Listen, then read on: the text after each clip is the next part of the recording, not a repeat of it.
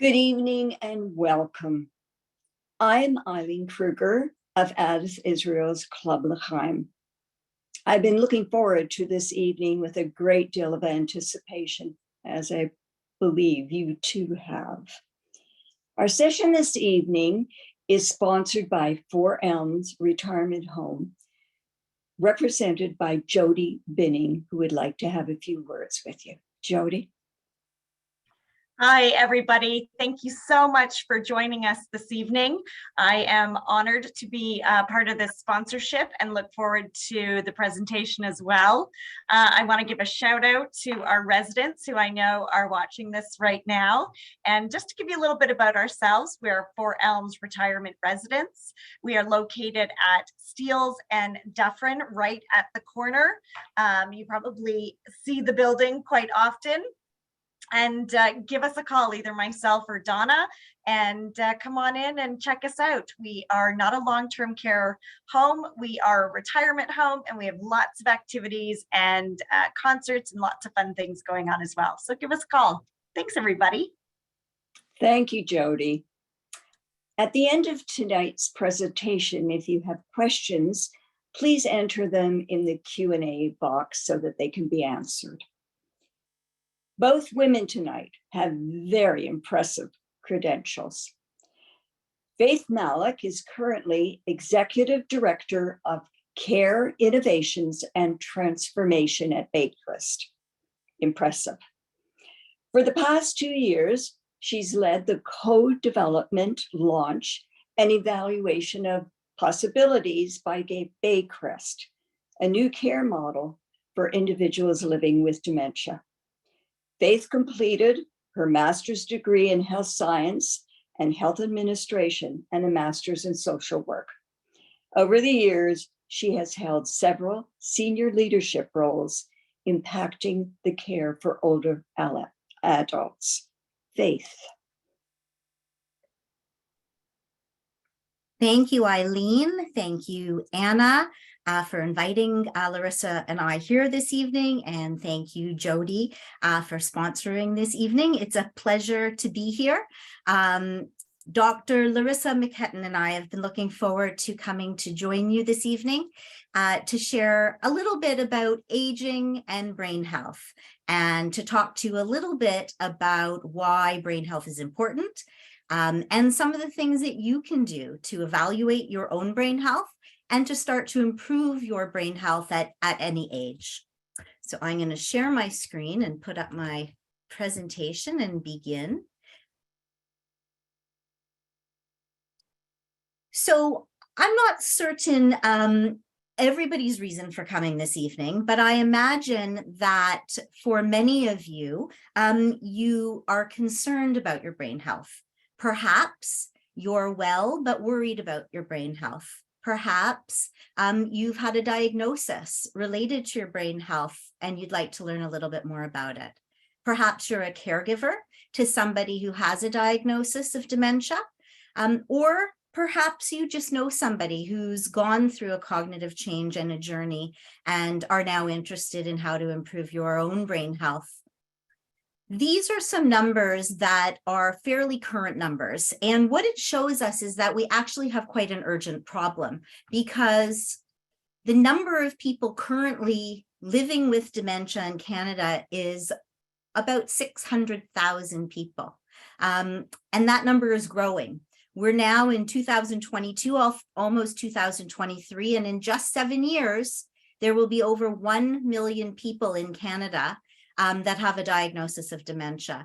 And what we know from that point on is that each year after that, there will be 250,000 people who develop dementia each year by 2040.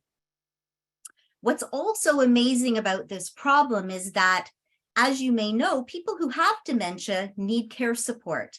And we know that in 2020, that there were over 350,000 care partners for people with dementia, which likely include many of you. This equals 470 million care hours that are provided not by professionals, but by caregivers like you and I each year. And this is equivalent to 235,000 full-time jobs with 2 weeks vacation and holidays in order to care for those existing number of people. But for caregivers, what's even more concerning is that we have studies that indicate that if you are a caregiver of somebody with dementia, you yourself have a 6 times likely chance, more than others, to develop your own dementia compared to spouses caring for people not with dementia.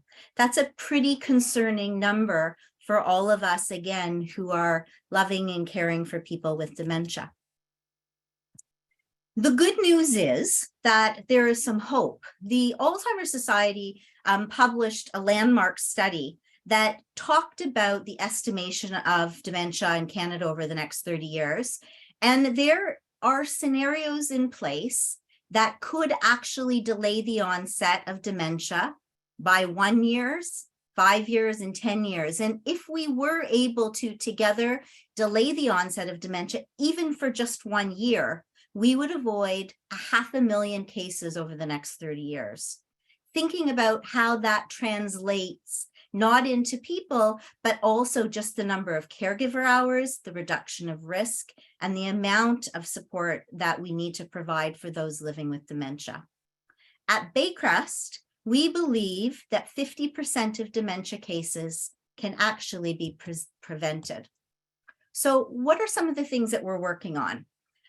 This is just a slide of a number of programs that Baycrest has taken the lead on in order to support your brain health. And the first two Dr. McKetton is going to talk about are brain health assessment, which you'll learn about and hopefully take on your own in your own homes. She's also going to talk about our SMART tracker, which is also an assessment, and it generates a set of recommendations for you to follow to continue to support your brain health.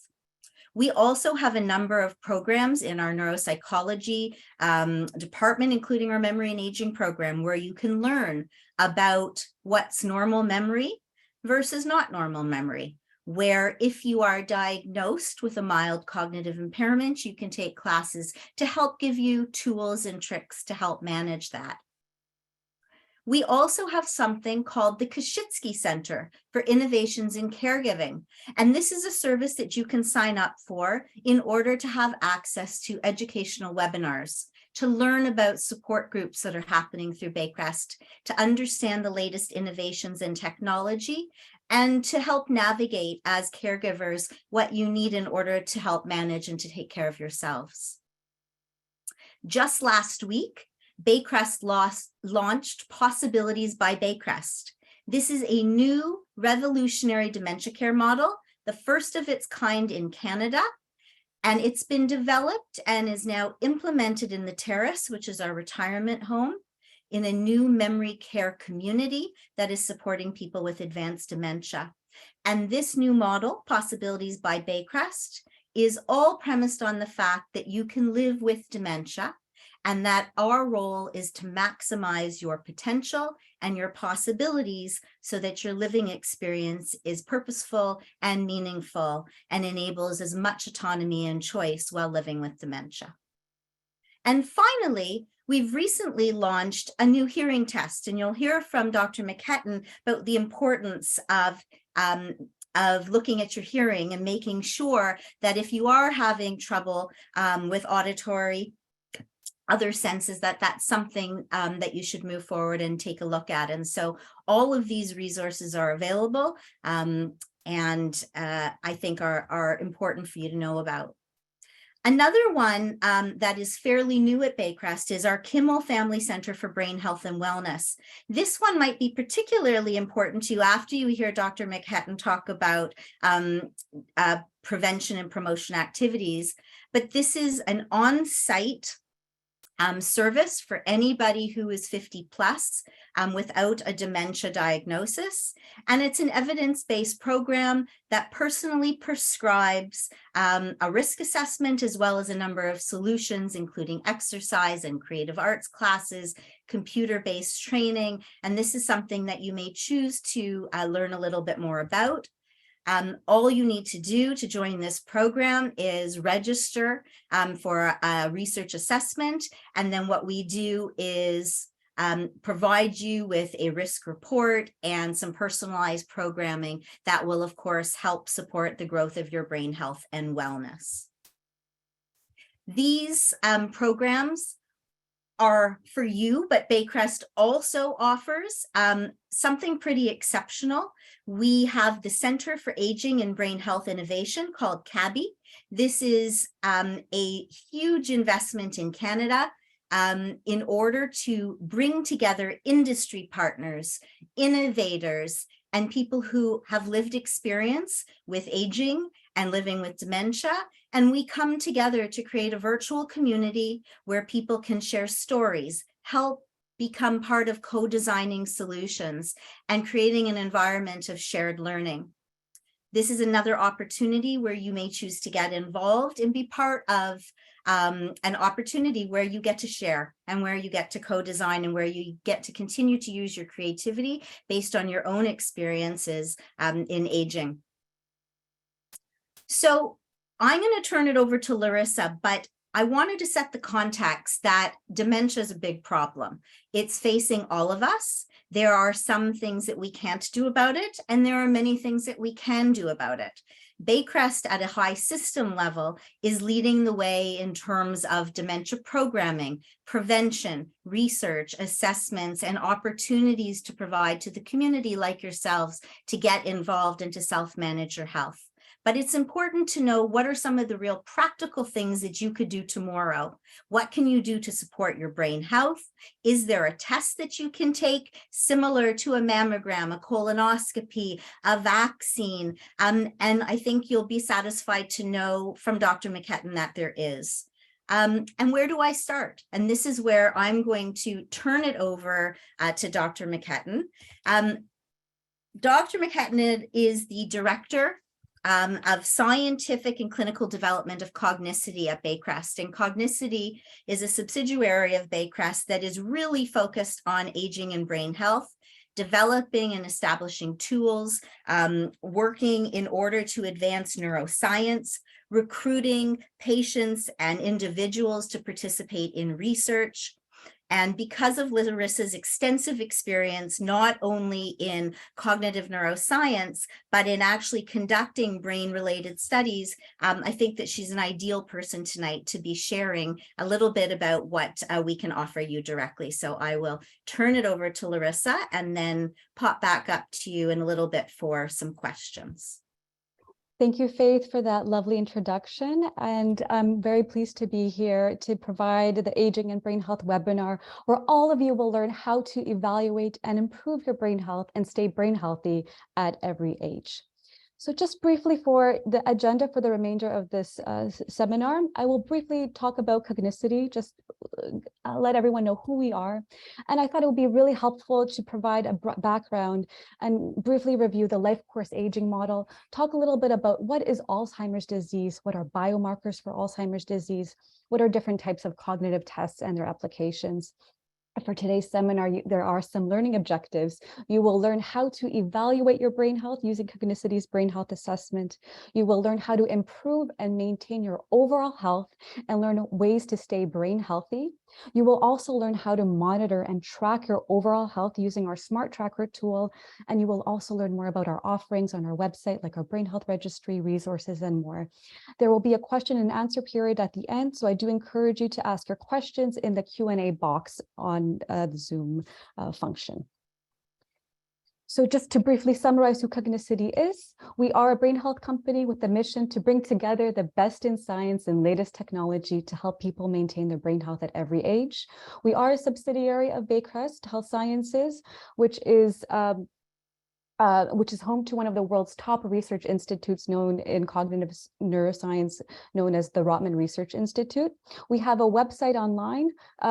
If you can look at the right-hand side of the screen on cogniciti.com, anyone can go on the website, log in, and take our brain health assessment tool to assess your brain health, our Smart Tracker tool where you can monitor your overall health, and our brain health registry to learn more about research studies that might be happening in your area. So that's just briefly about us. And now I thought it would be really helpful to go a little bit more into the background and provide information on the life course aging model. So what this chart shows you is the current thinking about the evolution from healthy aging to Alzheimer's disease. And researchers view this as a series of events that occur in the brain over many years. It is a gradual process, and it results based on a combination of different types of factors. They could be biological factors, genetic, environmental, or different lifestyle factors. And based on the different combination of these factors, it sets someone up on a course of either normal aging, age-related memory loss, or regular health, normal healthy aging, as you can see in the green line. Or some people might develop mild cognitive impairment, as shown in yellow, and others might be diagnosed with Alzheimer's disease and dementia. But one very important factor to know is that Alzheimer's disease is not a normal part of aging. And there are things that you can do right now to decrease your risk of developing dementia, which I'll talk about in some of the subsequent slides on modifiable dementia risk factors. But going on to this chart, what I want to illustrate is this notion that Alzheimer's disease brain changes can actually start decades before any symptoms show. And you might be thinking, well, what are Alzheimer's disease brain changes? So scientists like to use the word biomarker. And a biomarker is just a shorthand word term for biological marker. And you can think of it as a measurable indicator of what is happening on in the body. So different types of biomarkers include molecules found in the blood or body fluids or tissues. And they can be measured to indicate if there's a presence or absence of a disease or an increased risk of developing a disease. So an example of a biomarker could be glucose in blood. So the sugar in blood, which is a biomarker for diabetes, cholesterol levels, which are biomarkers for cardiovascular disease, even blood pressure physiological recordings are biomarkers that clinicians use. So what are biomarkers for Alzheimer's disease? Well, hallmarks or biomarkers for Alzheimer's disease include, you might have heard of them, but brain proteins known as amyloid that can build up into these amyloid plaques and these tau tangles that form on the inside of brain cells. So what you see here is an image of a brain cell or a neuron. And next to it, on just to the right of it, you see these amyloid plaques that can form and clump up together. And within the brain cell, there are these tau tangles. And if you accumulate a lot of these in the brain, it could actually interfere with cell-to-cell communication and cause issues with memory formation and et cetera. And so these are hallmarks of or biomarkers for Alzheimer's disease. And there was a great paper in 2019 that was published in the Frontiers of Aging Neuroscience that found that higher levels of tau protein, again, the biomarker for Alzheimer's disease, was found decades before any symptoms were shown. So this was found as early as 34 years before any symptoms were observable. So if we continue along this continuum, some people might develop mild cognitive impairment. The most common form of mild cognitive impairment, or MCI, is known as amnestic MCI, which affects memory, but other functions are okay, and the brain can compensate for them. But one very key important take-home message about MCI is that not everyone who has Alzheimer's brain-related changes or these biomarkers goes on to develop MCI, and not everyone who has been diagnosed with mild cognitive impairment goes on to develop dementia. It just increases your risk. So what are the figures, the statistics about MCI? This was based on the 2022 Alzheimer's disease fact and figure report recently published. But approximately 15% of people with MCI develop dementia after 2 years, and about a third, 33% of people with MCI develop dementia due to Alzheimer's within 5 years. And there are some people with MCI that were diagnosed with MCI that actually revert back to normal cognition and do not have additional cognitive decline. And as we continue along this healthy life course model, some people do develop Alzheimer's disease. Now, the question I often get is, well, what's the difference between dementia and Alzheimer's disease? You might think of dementia as sort of an umbrella term, and it's defined as the loss of cognitive functioning in the domains of memory, thinking, and reasoning, and it interferes with the daily activity of living of that person. Now, Alzheimer's disease is the most common form of dementia. It accounts between 60 to 80% of all cases. So Alzheimer's disease is the largest portion of dementia, but there are other types of dementia. You might have heard of vascular dementia or Lewy body disease. That's what Robin Williams had. Frontotemporal lobar degeneration, or Parkinson's disease, hippocampal sclerosis, mixed pathology. So these other forms of dementia account for about 20 to 40%. But again, Alzheimer's disease is the most common form, and it's based on the biomarkers that we talked about. Another common question we often get is, well, how do we know if we have these biomarkers for Alzheimer's disease? How do you determine or diagnose Alzheimer's disease? Well, the clinician has to undergo many different types of tests, a full family history. They may have to perform neuropsychological batteries, and they might look for these biomarkers via different methods, like brain imaging, for example, the use of MRI, CT, or PET scans. They can look at different levels of amyloid in the brain, for example. CSF scans, cerebral spinal fluid, spinal tap scans can look for biomarkers. Blood tests are a little bit less common. They're currently used more in research settings, but with more data, this might be an alternative that clinicians might use. Again, it's more commonly utilized in research. And there are also genetic tests, but again, these are not routinely used in clinical settings. They are only used if there is a suspicion that someone has a strong family history of Alzheimer's disease or the early onset of Alzheimer's disease. And we'll talk about genetics in one of the later slides. But this just gives you a little bit more information about what these biomarkers are. How is Alzheimer's disease diagnosed? Now, moving forward, detecting early stages of cognitive impairment actually might be challenging, and there are several reasons why. The first reason why is there might be difficulty in telling the difference between normal cognitive decline due to aging and cognitive impairment. So here's an example scenario based on what I mean. So suppose there is a 65-year-old woman and she starts to forget her regular appointments, and maybe balancing her checkbook becomes a little bit more confusing and problematic. And so the question that she might be asking herself is this part of normal age-related memory decline, or is it something else that I should be worried about?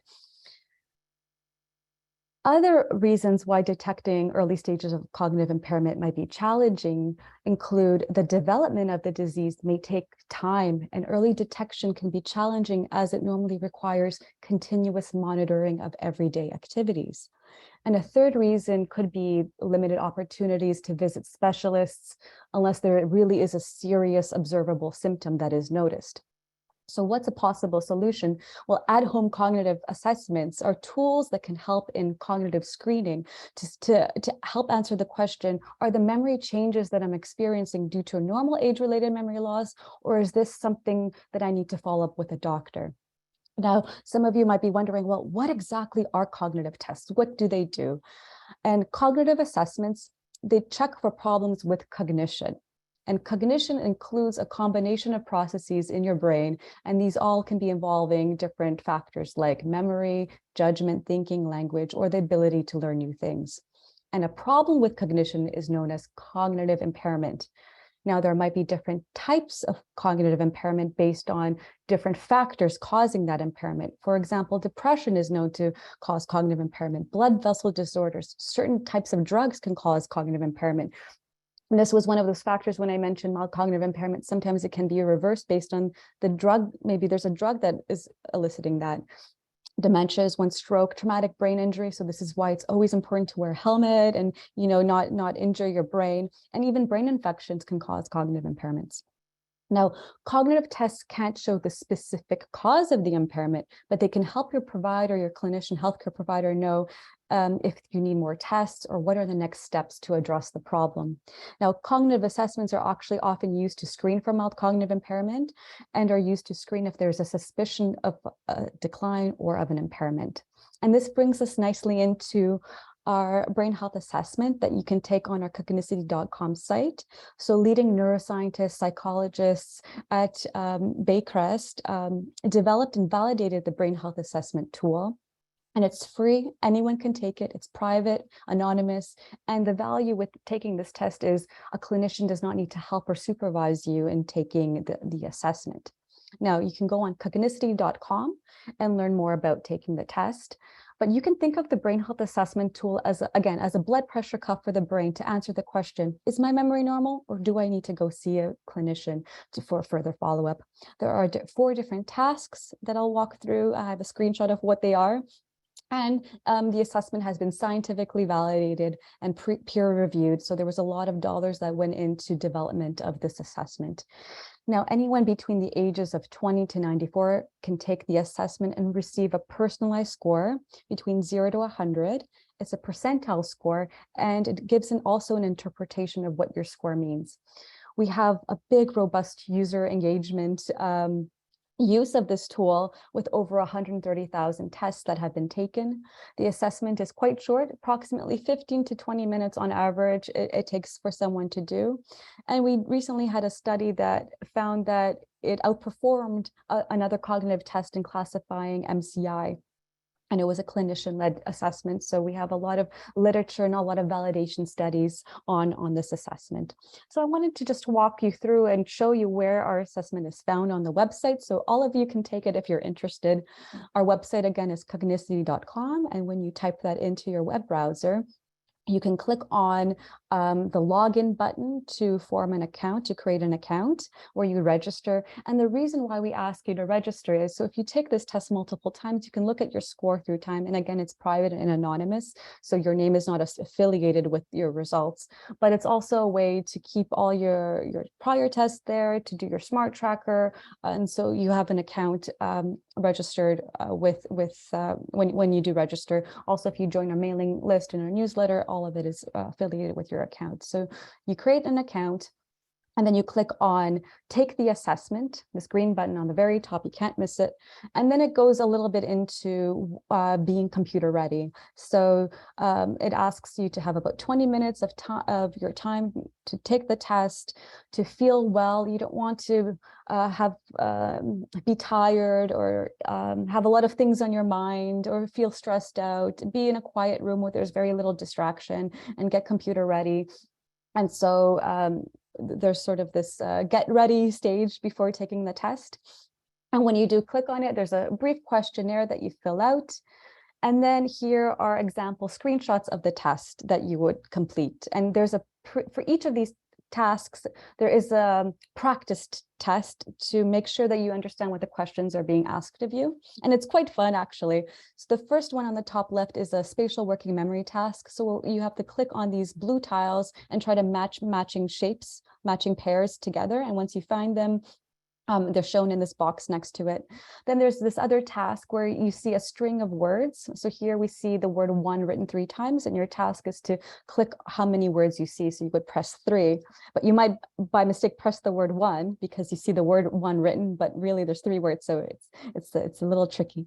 And then there's another task where you see a series of faces and names, and you have to indicate if that name matches that face. Some people find this quite challenging, but it's a really great indicator for memory. And the last task is called Trails B. It's a letter number alternation task where the participant is asked to click on 1A, 2B. So you alternate between letters and numbers, and the metric we use for measurement is time to completion. So you want to do this as fast as possible. So again, this whole thing takes about 15 minutes to do. At the end, you get a score, this report, and it tells you what your score means. Scores range from 0 to 100. Anywhere between 25 to 75 is considered average. So a score of 77, what does that mean? It's a percentile. So if you get a score of 77, for example, that means 77% of people based on your age and or education would score lower than you, and then 23% would score higher than you. So if you get 50, which is average, which means you're performing very well. It doesn't mean you fail. It means you're performing just as you should be. A score of 50 means that 50% of people based on your age and or education score lower than you, and 50% score higher than you. And a range that is problematic that you might want to seek out a doctor is a score of 7 or below. We ask if you do get a score of 7 or below, you might want to retake it 1 week later just to ensure that you were computer ready, you weren't distracted. And if if the score is still below 7, then you might want to consult your doctor for further evaluation. So this is again a pre-screen tool to see how well you are performing based on others in that age and education level. So now I want to sort of go into sort of part 2 of this talk and describe more information about your overall health and define a couple of terms. So the first term I want to define is what a risk factor is. Risk factors include parts of your lifestyle, your genetics, and your environment that actually can increase the likelihood of developing dementia and Alzheimer's disease. Now, on their own, risk factors are not the cause of the disease, but they represent an increased likelihood that you will develop it. So it's just because you have this risk factor doesn't mean you will develop the disease, but it just increases the probability of developing it. Now, we classify risk factors for dementia as being either unmodifiable or modifiable. Now, there are 3 unmodifiable risk factors that were shown that were the biggest predictors for dementia. The first unmodifiable risk factor is age. It's the strongest known risk factor for dementia. And there are differences between US and Canada. So approximately 1 in 9 adults living in the US over the age of 65 would receive a diagnosis of Alzheimer's disease. And this number is a little bit lower in Canada. 1 in 20 over 65 would be diagnosed with Alzheimer's disease, and this risk doubles every 5 years. The second unmodifiable risk factor is sex. So women actually have a higher risk of developing Alzheimer's disease than men. And there may be several reasons why that is. One observation could be is that women live longer on average than men, but there is a lot more research that goes into this field of looking at how estrogen levels are affected after menopause and how that might be related to Alzheimer's disease. And also there is an increased rate of women being caregivers. And we know, as Faith had mentioned, if you are a caregiver to someone with Alzheimer's disease, you yourself have an increased risk of developing Alzheimer's disease. So, and if women are more likely to be caregivers, there's also this increased risk. So for other dementia types other than Alzheimer's disease, women and men tend to have the same risk, but for Alzheimer's disease, there are these sex differences with women having higher increased risk.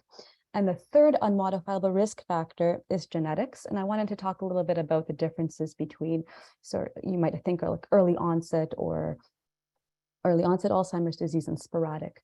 So the majority of cases of Alzheimer's disease, over 90% of cases, are sporadic. And that means that it does not run in families. It's a combination of lifestyle factors, environment. There are some genes associated with this. You might have heard of the APOE4 gene.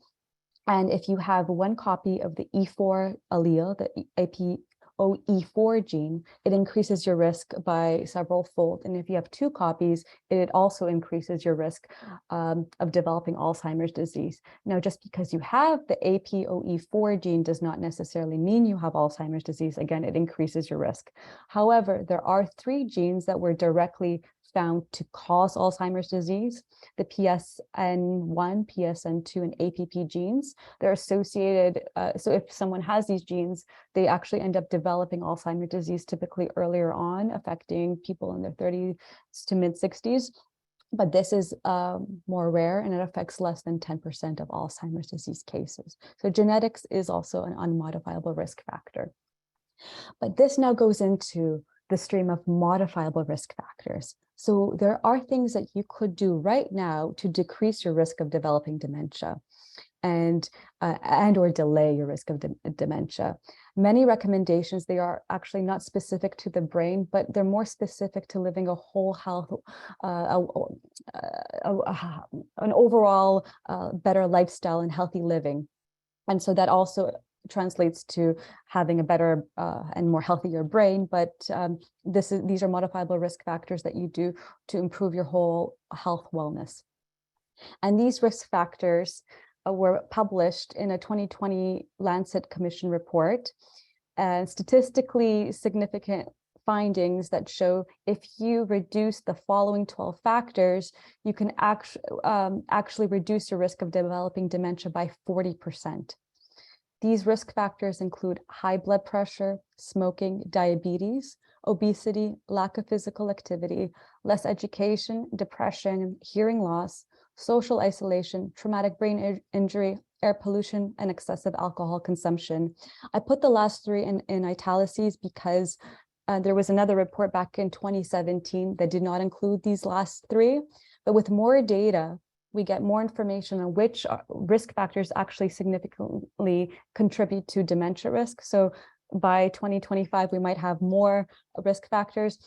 I predict sleeping issues and not correcting for example, for sleep apnea or certain medication will be added to this list with more data. But I wanted just to highlight these risk factors that if you can actually decrease them would actually help you diminish your risk of developing dementia. So as mentioned, this is a great graphic that I modified for visual purposes to show how these 12 risk factors that account for potentially 40% of dementia cases, what part in life are they the most prevalent in, and what's the highest, what's the greatest risk that they contribute to.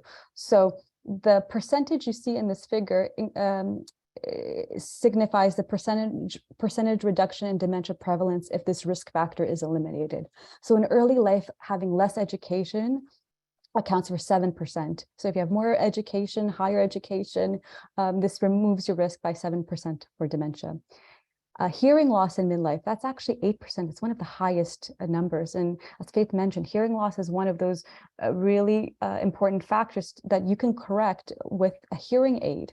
And there are studies that show that if you have mild cognitive impairment and if you wear a hearing aid to correct any hearing loss, your risk of developing dementia actually decreases compared to those people with mild cognitive impairment who did not correct their hearing loss with a hearing aid. So hearing loss is quite important. And then you can see in midlife traumatic brain injury, high blood pressure, alcohol intake, and obesity all contribute to dementia risk. And later on in life, smoking, depression, social isolation, physical inactivity, air pollution, obesity contribute to your risk. So what are some solutions? What are things you can do right now to remove this risk? Well, feeding your brain what it needs. Nutrition is quite important. And there are many emerging studies that talk about eating and consuming a heart-healthy diet with reducing dementia risk. Some of these diets include the Mediterranean diet. So you might have heard of this, heavily in seafood and whole grains and vegetables. The DASH diet, which helps reduce hypertension or high blood pressure by decreasing your sodium or salt intake. And the MIND diet is a combination of both the Mediterranean and DASH diet. They took the best approaches of both diets to help as an intervention to prevent neurodegeneration and cognitive decline. So just a brief take-home message, research shows that if you have a brain-healthy diet that is foods that are colorful, leafy green vegetables, fruits, poultry, fish, nuts, whole grains, healthy fats, and low-fat dairy foods are very important to consume. Moving along, getting a good night's sleep is important. So again, sleep was not one of those 12 modifiable factors that was on that Lancet report. However, I really thought it was important to mention sleep and how getting a good night's sleep is extremely important for someone with dementia, as a preventative measure, and also for caregivers. And I think with more research and as we're collecting more data, this will actually be one of the risk factors to really think about. So when we sleep, our brain actually flushes out toxins like the amyloid that builds up during your waking hours. And you might have noticed that if you might be a caregiver for someone with Alzheimer's disease, but people with dementia, especially those that are in later stages of dementia, end up actually sleeping longer on average. So the average is about 7 to 8 hours. Those with dementia might be sleeping 12 to 14, 15 hours. But the problem is they're getting worse quality of sleep. They're not spending time in deep sleep or regenerative sleep, the slow wave, the rapid eye movement sleep. And as a result, this can actually worsen as dementia progresses because during that deep sleep, amyloid is cleared. So they're sleeping in that stage 1, 2 stage of sleep and they're not clearing amyloid. So their symptoms actually can get worse. And there's literature that shows and prior studies that shows that beta amyloid, again, that risk factor for Alzheimer's disease, those clumps in the brain, accumulates in the brain after just one night of sleep deprivation. and that also increases one's risk of cognitive decline. And this idea of caregivers on average lose between 2.4 to 3.5 hours of sleep each week due to difficulties of falling asleep and maintaining sleep. So there is a significant difference that was found based on age-matched non-caregiver controls. So again, if we want to think about caregiving and the role of Alzheimer's disease, that sleep is also very important. Another thing to keep in mind is to keep moving and keep learning. And there's a lot of literature and research that shows that physical and mental exercise benefits the brain health. And one point to mention is that there is no consensus on what's the best physical activity or frequency or duration that someone can do, but we know that any exercise is better than no exercise at all, and starting slow and increasing exercise in your daily life does really help improve brain health. There was a recent paper that was published that showed that even brisk walking showed improved brain health and thinking in older adults with memory impairments than a group that did not have a brisk walking intervention. So even walking is shown has positive benefits on your overall health. So any exercise is, again, better than no exercise at all. And moving along, staying connected is also extremely important, especially during times of social isolation, during COVID and the pandemic. It's extremely important to stay together, and engage our minds. And it has to do with this use it or lose it factor. So if brains that are continuously mentally stimulated tend to have more connections and tend to have a lowered risk of cognitive decline. One important study also looked at people who retired, they did early retirement. Upon retirement, there's actually an increased risk of dementia because some people find meaning and purpose in their jobs and careers. So experts say and clinicians say that once you do decide to retire, make sure to have a plan on and do things to keep your brain engaged and active. And these can be exercising, cooking, traveling, painting, volunteering, community outings, taking part in brain health webinars like this. Continuously learning and keeping your mind engaged are extremely important for maintaining one's brain health. So as mentioned, all these modifiable risk factors that we know to date account for 40% of worldwide dementias that can actually theoretically be prevented and delayed. So that's a big number to keep in mind, that you can reduce your own risk of dementia. And we have a tool on our website called the Smart Tracker tool that can sort of help see where you are. And it's a 5-minute questionnaire. It helps you keep track of your overall health by monitoring things like your diet, your sleep, and exercise. So when you go on Cogniciti.com, you can click on the Test Your Brain Health button. There you see the brain health assessment section, the Smart Tracker. So if you click on the Smart Tracker and click on Get Started, you go through a series of questions. Again, on average, it takes just several minutes to complete. And at the end, you get a score, a report. And you see all these different lifestyle categories: diet, exercise, cognitive, social engagement, emotional, physical well-being. So they're grouped by categories, and you can kind of see where you are. And the goal is to go from from red to green. So if you're in the red, you want to get to yellow and then to green. And another valuable piece is you get information for next steps. So if you're, say, your social engagement, you're performing really low, you can click on Read More to find tips and tricks on how to improve your social engagement. Another value about the Smart Tracker tool is you can track your progress through time. So again, your goal is to go from red to green, and there's a lot of information. It's a rich resource of tips and tricks on how to maintain your brain health. On our website, we also have something called the Brain Health Research Registry.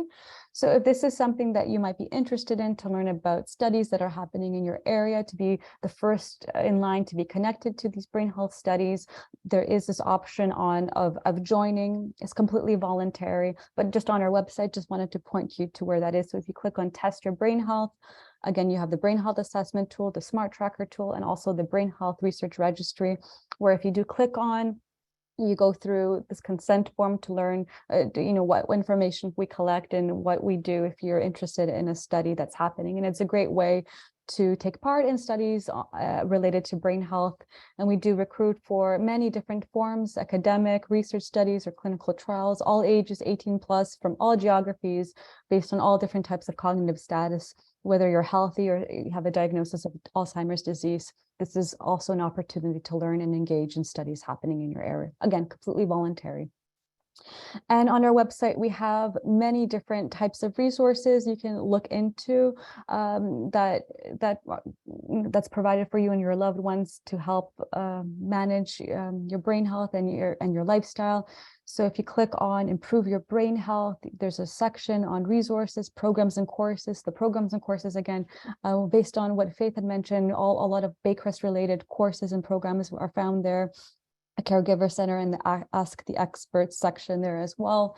We have a resource section for nutrition and different types of recipes if you're interested in learning more about, and all these different sections under the resource field on the website.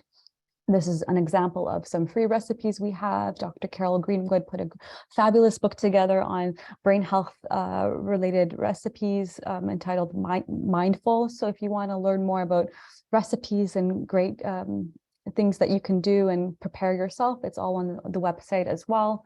There's, if you click on the news and updates section, and if you're interested to learn more about Baycrest related webinars and virtual events, you can sign up to the newsletter to learn more about other virtual offerings that you can take part in.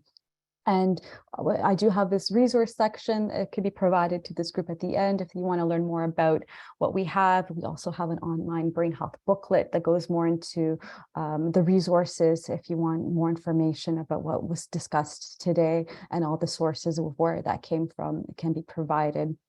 And that's my contact information as well. And we're going now into the Q&A phase, the question and answer period of today's Brain Health webinar. And I thank you all again for joining in and listening to Faith and myself speak. Okay, thank you so very, very much for an informative presentation, and also a presentation that gives people some practicalities of what to do tomorrow or next week, or perhaps over the next number of months. I opened it up to questions. There's a few questions that are popping up. The first question is around circulating the slides, and we'll be able to make those available so that people have access to that. If you do have questions, feel free to populate them into the question and answers, and I'll make sure that we ask Dr. McKetton. One of the questions is, can you test for the genetic markers for familial Alzheimer's disease?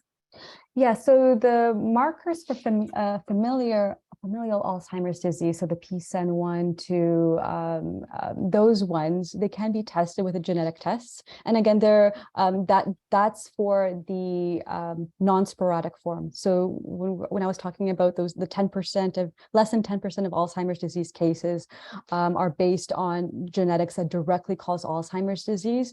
So clinicians typically, they don't really order these tests unless they have a strong suspicion on what they say autosomal dominant forms of those genes. And if there's a strong suspicion based on the family history, then the clinician may order these tests to look specifically for those genes to be diagnosed. I don't want to say early onset Alzheimer's disease, but it's known as autosomal dominant inherited Alzheimer's disease based on those genes. And now, and the caveat on conversely, the sporadic form of Alzheimer's disease accounts for more than 90% of cases. And there are genes there's over 20 genes that contribute, and the APOE allele for E4 is the most common form. And if you have, again, one copy, it increases your risk by, I think, was 4-fold. And if you have 2 copies of the E4 allele on the APOE4 gene, it actually increases your risk, I think, with closer to 11-12-fold. So though, just because you have those genes, again, doesn't mean you will develop Alzheimer's disease. It increases your risk. But the other ones, doctors can screen for them if they suspect you have a family history of Alzheimer's disease or frontotemporal dementia, usually by doing a workup, a neuropsychological assessment of family history. But that's a great question. Thank you for it. Okay. We have a question around, aside from sleep deprivation, what are the other factors of caregiving that increase somebody's risk of developing dementia?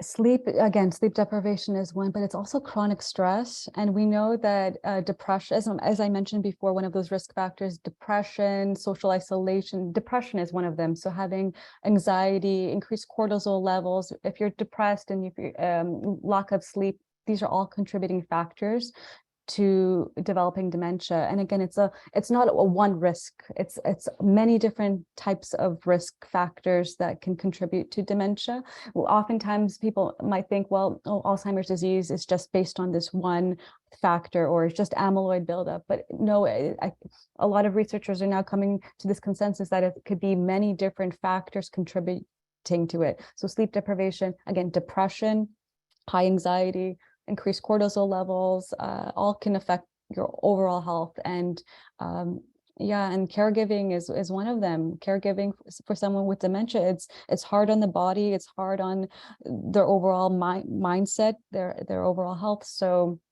that's one item to keep in mind: depression and anxiety. Okay, thank you for that. We had a question about, do you know of whether there are any supplements or medications that are currently available or recommended to boost memory or brain health?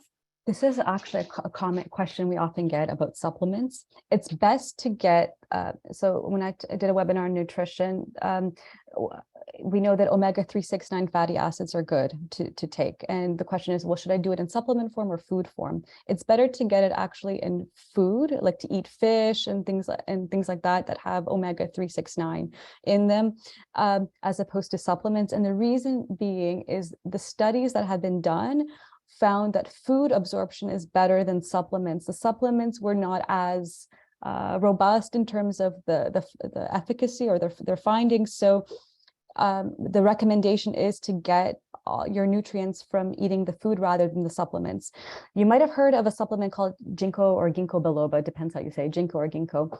Again, there's a lot of literature that does not support it actually improving cognition. So for example, if you did a memory test before and after taking ginkgo, it wasn't found to significantly improve one's cognition. So just be very careful and wary what the supplements show and what they claim, because sometimes the claims might be misleading and they're not actually based on scientific studies. So just be very mindful on that. And the best thing you can do is get your the nutrients from food, like magnesium, zinc. And if you are deficient, for example, in vitamin B12 or your B levels, always talk to your doctor to see the best way of getting those vitamins. And you might supplement with, B vitamins if you are low, but always, again, talk with your doctor, and your doctor more likely will say it's best to get through foods like vitamin C and vitamin D is one. Actually, vitamin D is a really important vitamin to take. It's a hormone. So there are supplements that you can take, but just keep in mind that it's best to derive those nutrients from food. And hopefully that answered your question. Thank you. One of the next questions refers to something you mentioned during the presentation, in that you mentioned when we were talking about types of dementia, and you mentioned Parkinson's. Can you speak a little bit about the relationship there and whether and how it's part of dementia? Parkinson's is a movement disorder, and there are so it affects a part of the brain called the substantia nigra, and it has to do with dopamine. But there are issues with memory impairment involved with Parkinson's disease as well. So again, it's not, because there are memory related issues, it was sort of grouped into under the dementia category. But that's a good point, like Parkinson's disease, how it affects the brain. There are memory issues as well with Parkinson's disease. Similarly with frontotemporal dementia or vascular dementia or mixed pathologies, these are all forms of dementia where there's a factor involved with cognition and memory loss. But Alzheimer's disease differs in that the biomarkers are different. So amyloid buildup and tauopathy in the brain. So that classifies Alzheimer's disease differently than, for example, Parkinson's disease or other forms of dementia, where there's a memory component involved and a loss of cognitive functioning involved. But that's a good question as well. Thank you. One of the members of our audience is asking about the differences in the rates of Alzheimer's in the US versus Canada. Any sort of thoughts or ideas around why those differences exist? Yeah, that's a good question. It might be due to socioeconomic differences. It might be due to lower education rates in the US versus Canada. It might be due to increased rates of being around air pollution. Air pollution was one of the risk factors. So again, education, socioeconomic factors, air pollution, more they might be more subject to risks with adversity. And so there's a lot of reasons why that might be, and these might be several. The question is, well, how much of each one contributes to the higher risks? I mean, researchers may be looking at it, but there are definite differences in terms of, for example, even education levels. Obesity, we know obesity is a risk factor for Alzheimer's disease. And in the US, they have there's like a higher rates of obesity. So again, all these things can contribute to an increased risk of dementia or Alzheimer's disease in the US compared to Canada. Okay. A question that goes back to sleep, that you mentioned the importance of sleep and a good night's sleep. And so we have a question around recognizing problem in particular for men with prostate issues who have to get up 3 or 4 times a night, and what the impact is on that, I guess, as it relates to sleep and dementia. You're not getting a good quality of sleep if you have continuous interrupted sleep, and it's problematic, especially if, you know, like men with prostate issues or people with like sleep apnea. And so, for example, doctors want to manage someone who has sleep apnea with a CPAP machine so they can actually get good quality of sleep. People who wake up throughout the night because they have to, you know, urinate more often than not does impact sleep. So this might be something that you want to bring up with your doctor to see, how can I remedy this so I get at least 7-8 hours of continuous sleep or good quality sleep, so I'm not waking up several times a night. There might be some, I don't know if there are medications for this. I'm not sure if there's other techniques, or maybe not drinking a lot of fluid right before bed. There might be some tips and tricks on how to remedy the frequency you might be getting up at night, if it has to do with that. So again, maybe speak with your doctor to see what other solutions there are, but absolutely sleep is by far one of the most, well, it is one of the most important factors to keep in mind, and especially good quality sleep. So yeah, I hope that answers your question. We've got a couple specific ones. I'm not sure whether we'll be able to answer all of them, but we've talked about smoking as a risk factor. What about vaping? Is there any literature information on that? I think we're going to get more data as again, vaping is sort of new in our it was only recently brought on into our culture, vaping. We've only had this for several years. And so remember with smoking, doctors were prescribing smoking back in the day and a while ago, and with longitudinal assessment and through time, we see, wow, it's actually extremely bad for your health. Vaping, some might claim it's healthier than smoking because it can remove the toxins, but we will probably see through time that there are problems. There are literature that does show vaping is problematic for health, and it's not actually good to vape. And so to answer this question, more data and longitudinal studies to assess the negative effects of vaping will be extremely helpful. And it might be something similar to having a no smoking ban. So that's a good question. And it's with more data. And I imagine similar around medicinal cannabis and others, which was also asked in the chat. Yeah, with medicinal cannabis, I mean, there are benefits with medicinal cannabis. Like just recently they found that THC levels in cannabis are actually helpful for children who have epilepsy. That's one of the best medications compared to others that they have on the market, and that was a recent finding with the benefits. But there are problems with cannabis as well. Earlier, if you're still younger and your brain is not fully formed, you know, your frontal lobe doesn't fully develop until your early to mid 20s. And so teens and young adults who have a higher risk of a psychosis or I think it was multiple sclerosis and other psychoses that might occur later on in life. If they do smoke cannabis, it could actually elicit these symptoms earlier on. So there are problems with it as well, and the active smoking. So even if you smoke, your body is incorporating the carcinogens from that smoke. So there are benefits from cannabis, but again, there are the mode of ingestion could be problematic with smoking. So there might be other modes that your doctor might prescribe, like a tablet or a gel or a drink or food, etc.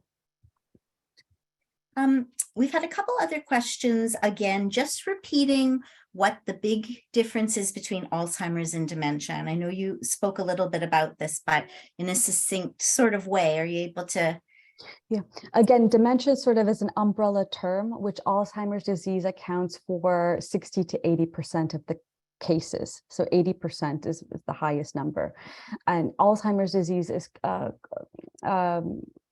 classified as someone who has amyloid buildup in the brain, tau, those tau tangles, and neurodegeneration, so volume loss in areas of the brain like the hippocampus, which is a memory associated region of the brain. But it's the amyloid, the tau, the neurodegeneration. So clinicians use this ATN framework, ATM, A, amyloid, T, tau, and neurodegeneration to diagnose Alzheimer's disease, again, accounting for 60 to 80% of dementias. There are other forms of dementia, like vascular dementia, that could be affecting the blood vessels in the brain, causing memory impairment, but it's not, these people might not have amyloid or tau. And so the other forms of dementia account for 20 to 40%, so it's less common. But again, Alzheimer's disease is most common, follows the ATN framework of amyloid, tau, and neurodegeneration. I hope that clarifies a little bit about the differences between different forms of dementia and how Alzheimer's accounts for the vast majority of cases. And you mentioned a little bit about neurologic infections associated with Alzheimer's disease. Yeah.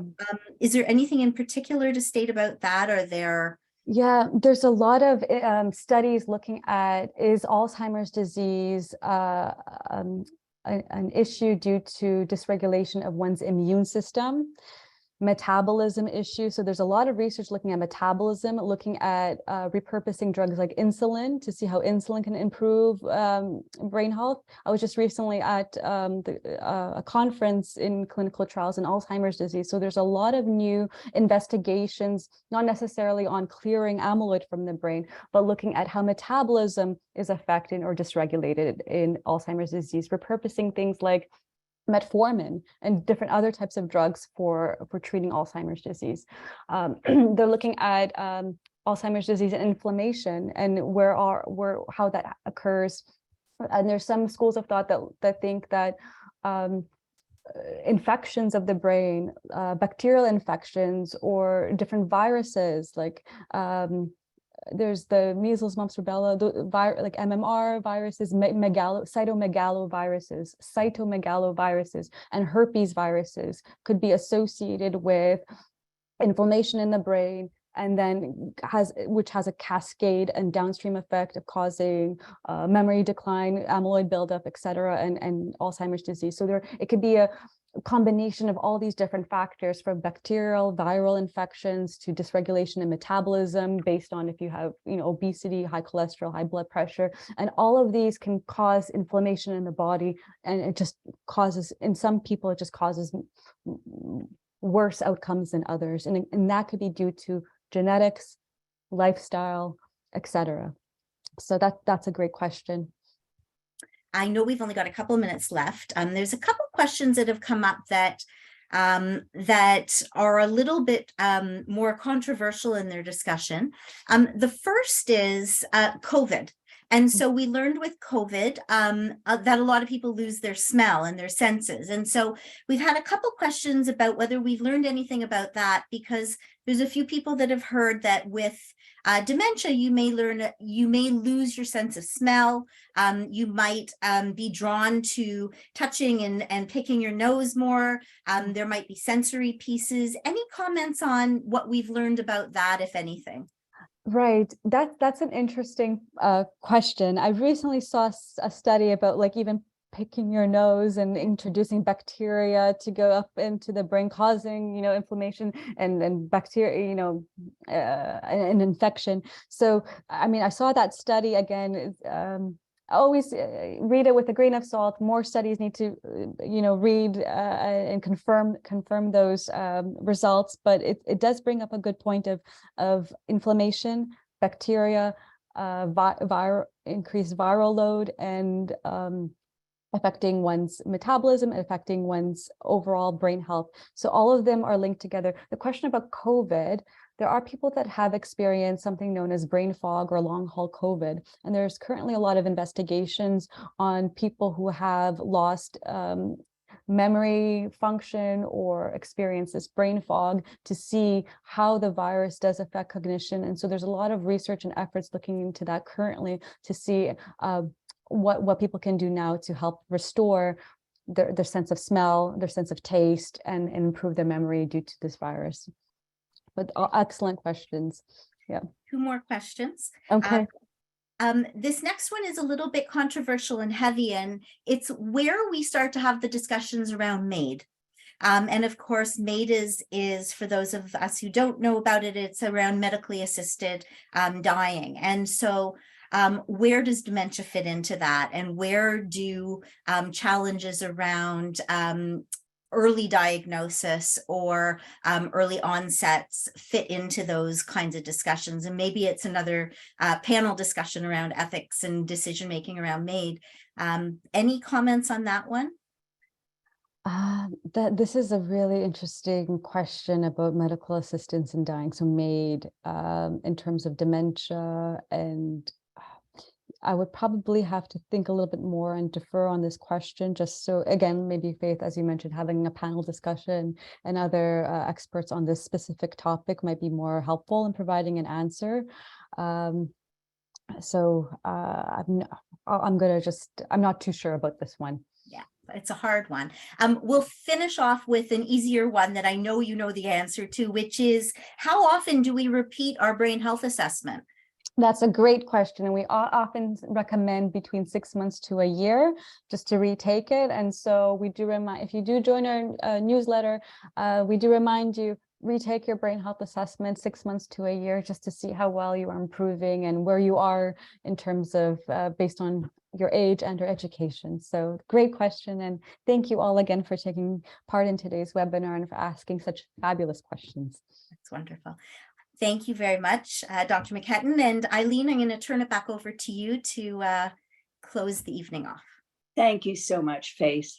Doctor, you said that to keep your brain active is essential. The beginning slides were very depressive and almost overwhelming. And I'm so glad that you ended with things that you can do.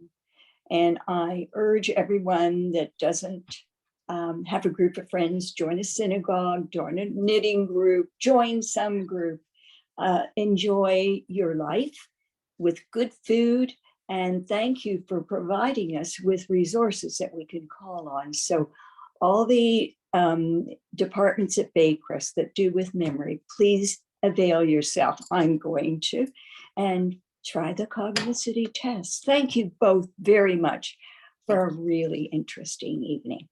Thank you so much for having us. Thank you again.